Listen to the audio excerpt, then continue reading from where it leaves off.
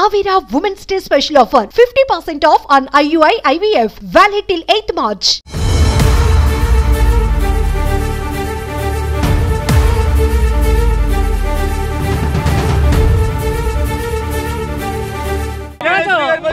SP గారిని బదిలీ చేయడం అప్రజాస్వామికం. ఈరోజు రాజకీయ ఒత్తిడితోనే ఎస్పీ గారిని బదిలీ చేయడం జరిగింది. దొంగ ఓట్ల కోసమే ఎస్పీని బయలుదేరారు. ఇది ఒక దారుణమైన ప్రక్రియ. ఎందుకంటే ఒక సిన్సియర్ ఆఫీసర్ని బదిలీ చేస్తున్నప్పుడు కనీసం 20 రోజుల్లో బదిలీ చేస్తున్నారు, ఎందుకు బదిలీ చేస్తున్నారు అని నిరసన తెలియజేస్తున్నాం. అంటే ఈ ప్రభుత్వంలో ఐఏఎస్ ఆఫీసర్లకు కానీ ఐపీఎస్ ఆఫీసర్లకు కానీ ఒక భద్రత లేకుండా పోయింది. వీళ్ళు కేవలం దొంగ ఓట్లు ముద్రించుకునేదానికి, దొంగ ఓట్లు వేసుకునేదానికి తప్పితే ఎస్పీ బదిలీ అనేది జరగదు.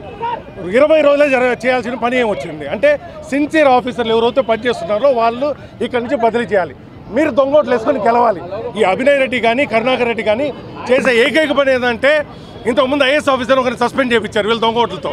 ఇప్పుడు ఎస్పీని బదిలీ చేస్తున్నారు. అంటే కేవలం భయోదానాలతో భయపెట్టి ప్రజల దగ్గర ఓట్లు వేయాలనుకుంటున్నారు తప్పితే నిజాయితీగా గెలవాలని అనేది ఈ తిరుపతి ప్రజలు వాళ్ళకు ఓట్లు వేయాలని తెలిసిపోయింది. కాబట్టి మేము ఒకటే డిమాండ్ చేస్తున్నాం, వెంటనే ఎస్పీ బదిలీ రద్దు చేయాలి.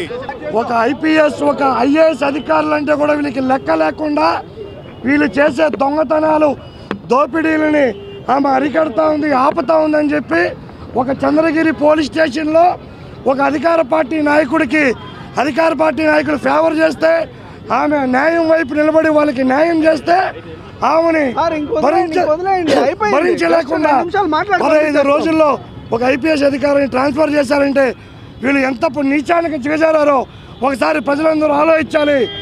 ఇన్ని రోజులు ప్రజలకి భద్రత లేదు, మీడియాకి భద్రత లేదు. ఈరోజు పోలీస్ డిపార్ట్మెంట్కే భద్రత లేని పరిస్థితి ఈరోజు తిరుపతిలో ఏర్పడిందని చెప్పి కూడా మీ కళ్ళకు కట్టట్టుగా తెలుస్తుంది. మీరు ఇలాంటి ఎన్ని చీప్ ట్రిక్స్ చేసినా ఐపీఎస్ ఐఏఎస్ అనేది వాళ్ళు అలాగే ఉంటారు. ప్రభుత్వాలు మారుతూ ఉంటాయి. తస్మాత్ జాగ్రత్త.